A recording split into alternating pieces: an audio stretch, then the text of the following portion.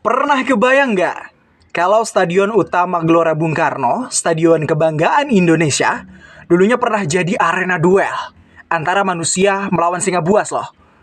Ya, ini bukan adegan film. Peristiwa ini beneran terjadi di Jakarta. Tepatnya pada tanggal 3 September 1968.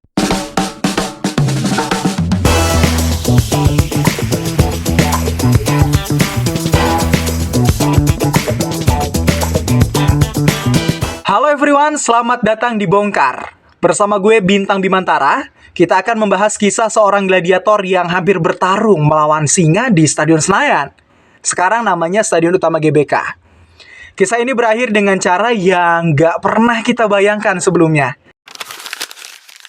Awalnya, pertunjukan ini dikabarkan lewat surat kabar ibu kota.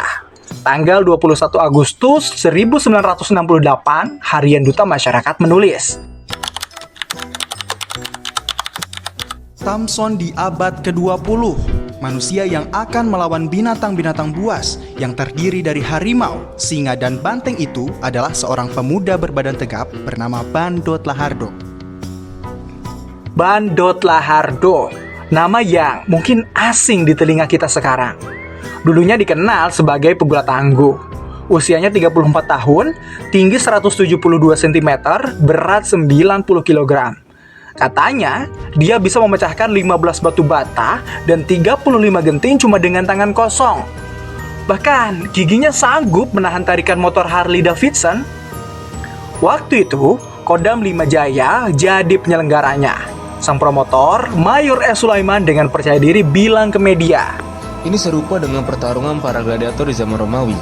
Bahkan lebih hebat lagi, karena Bandot Lahardo akan menaklukkan binatang-binatang buas itu tanpa menggunakan senjata apapun. Seketika publik pun heboh hingga tiket terjual habis. Hari itu sekitar 100.000 penonton, bahkan ada yang bilang sampai 150.000 penonton memenuhi Stadion Senayan. Yang datang gak cuma rakyat biasa, Menteri Luar Negeri Adam Malik juga ikut menyaksikan aksi ini. Saking besarnya acara ini, panitia sampai nyiapin panser dan truk pemadam kebakaran di pinggir lapangan. Khawatir kalau singanya nanti ngamuk. Arena pertarungan dikelilingi kerangkeng besi serba hitam. Bandot Lahardo dengan gagah masuk ke gelanggang, bertelanjang dada, mengenakan celana hitam dan ikat kepala. Ia berdiri tegak di depan seekor singa Afrika besar. Sontak penonton bersorak-sorai. Kamera wartawan juga siap untuk memotret momen bersejarah itu. Tapi suasana stadion mulai aneh. Singa itu cuma jalan-jalan memutari arena. Bandot mencoba memprovokasi dengan mengibaskan tangan, menggertaknya.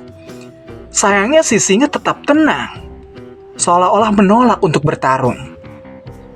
Penonton akhirnya mulai resah. Dari tribun mulai terdengar teriakan,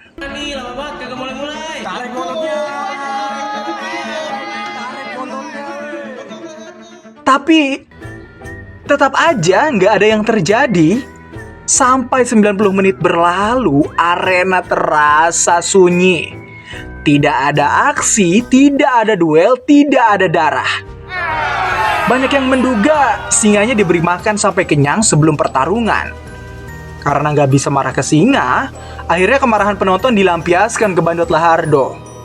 Bahkan ada penonton bernama Aminah yang menulis surat ke Harian Nusantara pada tanggal 4 September 1968. Sayang sekali, pertunjukannya tidak sesuai dengan propagandanya. Saya merasa ditipu mentah-mentah. Sekarang, saya bertanya kepada Bapak Redaksi, apakah ada pasal dalam KUHP kita yang memungkinkan yang bertanggung jawab dapat dituntut ke muka pengadilan? Untuk mengobati kekecewaan penonton, Bandot melanjutkan atraksi dengan melawan banteng yang lebih agresif. Banteng menabrak dada Bandot sekali, sisanya hanya berputar di arena duel, persis seperti singa sebelumnya. Hasil dari pertandingan itu mengakibatkan Bandot mengalami luka serius di bagian dada.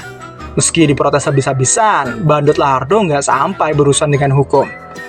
Ia tetap melanjutkan karirnya sebagai pegulat, bahkan tampil di film-film laga Indonesia sampai era 1980-an. Pertunjukan gladiator di Stadion Utama GBK itu akhirnya cuma tinggal cerita. Sebuah kisah yang tak pernah benar-benar terjadi. Gue Bintang Bimantara, sampai jumpa di episode podcast berikutnya.